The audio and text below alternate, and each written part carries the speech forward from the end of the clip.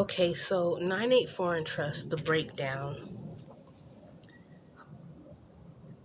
Now 9-8 Trust, 9-8 Foreign Trust, the reference video to go more in depth. This was the original video that I put out, okay?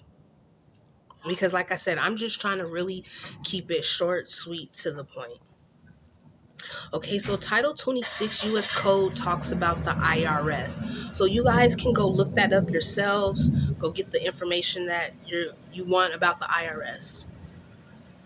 So another guidepost that we go to is, of course, our CFR table of contents. So I've been through that so many times, refer to the other videos, okay? Let's set up our 9-8 Foreign Trust. Our guidepost is the IRS. We want to do business without the United States. We are leaving the United States jurisdiction. Reason you should know about a non-HAG convention. It's a must to authenticate your COLB, which is your certificate of live birth. I always say all my videos tie into each other. Okay, so our guidepost is the irs.gov. This is the IRS official website. Now you can go on this website and you can look up their manual. This is where I got it from. Now, it may have changed. I don't know, because a lot of stuff is changing. It may have changed, but go take a look, okay? Getting a free EIN. It is very important that you understand about entities. You understand when your name is in all caps. That is incorrect English, and that is your inlegus. This is where the wordplay and mind games come in. So, for example, you do not have a SSN as a natural God-given person. Your entity has a SSN, which that's a social security number for anybody that may not know. Now, who are you? You must know how to operate 2 in 1. We are lawful and always want to back it up. So as a natural person, you have your certificate of live birth, and we are de jure, which is we're free, okay? And our names would be in upper and lower case lettering, which that is proper English.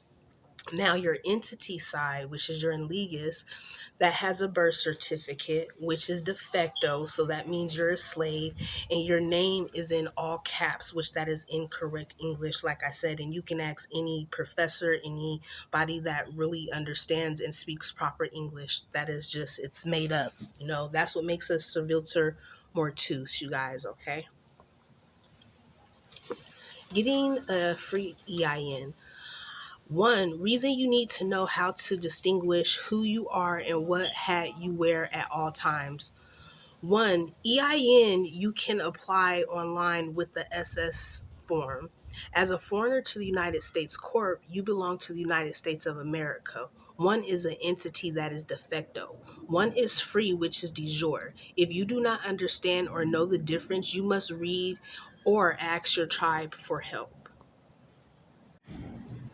Okay, in legis definition and legal meaning, a creature of the law, an artificial being as contrasted with a natural person, applied to corporations considered as deriving their existence entirely from the law.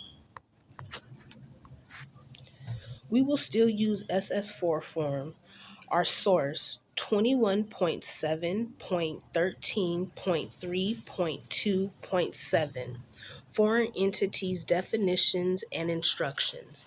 Number 1. Mail and fax form SS4 from foreign entities are assigned EIN prefix 98 and are only processed by the Cincinnati International Unit. If a paper or fax application is received in a location other than the Cincinnati, forward the form SS4 to Cincinnati for processing via fax 855-215-1627. Okay, number 2. Telephone calls from the foreign entities requesting an EIN or assigned EIN prefix 98 and are only worked by Cincinnati and Ogden International Unit. If a call is received in any other location, provide the caller with. Okay, you guys can, like I said, you guys are going to go in and you are going to look and find that. I'm just a guidepost. Like I said, you're going to go to the IRS website and maneuver around.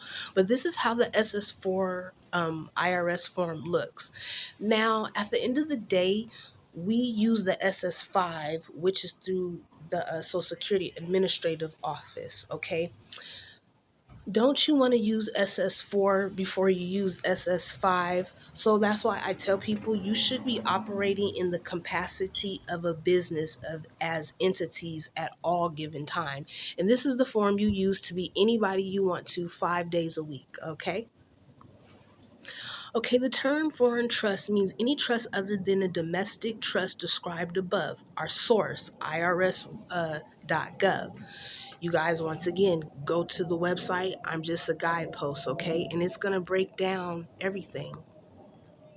This is the script you read. Okay, so you go in and you're going to read the script. That's all I did. I went to the source, I found the script, and I read the script. So I read, apply, execute, and move the fuck on. Just that easy, that simple. And excuse my French, but I am mixed with Creole. It's okay. Okay, so you should already have your non-hag convention, okay, because that's what you're going to use to set up your foreign trust. Now, you should have it because by this time you should already have your certificate of live birth. We already went over that video, okay?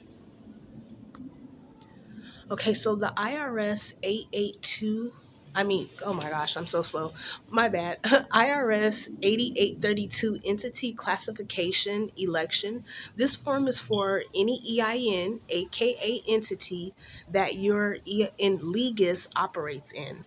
You should be gifting all of your items over to your foreign trust. Every EIN you operate in, everything goes to this foreign irrevocable trust, okay? I'm only a guidepost. Yeah, I have my opinion, but here I show law. So at the end of the day, like I said, I cannot show you guys how to fill these documents out. However, I drop the jewels that which you need, okay? If all you have to do is read, and these things, they come with instructions, okay? So if you're not sure, go to their script. This is their script.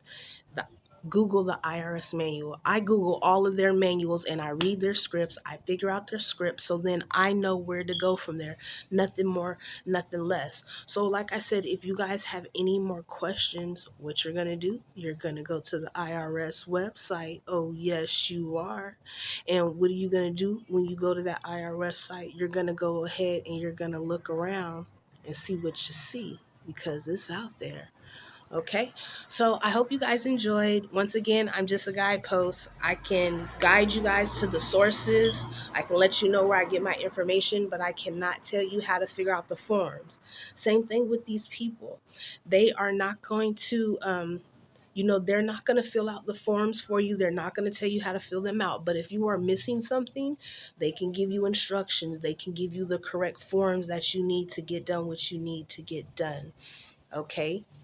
And when you do to get your 9-8, because we are foreign, we're not under the United States jurisdiction. We are under the United States of America's jurisdiction, and we're doing business outside of the United States jurisdiction. You will have to call them. You cannot do it online because you're considered foreign. When they ask if you have a social security number, let me explain something. Once again, this is where these mind games go in. Everything we do is lawful. So understand what they are asking. That is going to determine if you get that 9-8 number, because if you have a social security number, you are not going to get that 9-8 number. You have to have a foreign address from the non-hag, which you will have all that, from your birth certificate, having that information. So you should have all the addresses you need to set up your foreign trust. All right. So I'm out, you guys. Bye.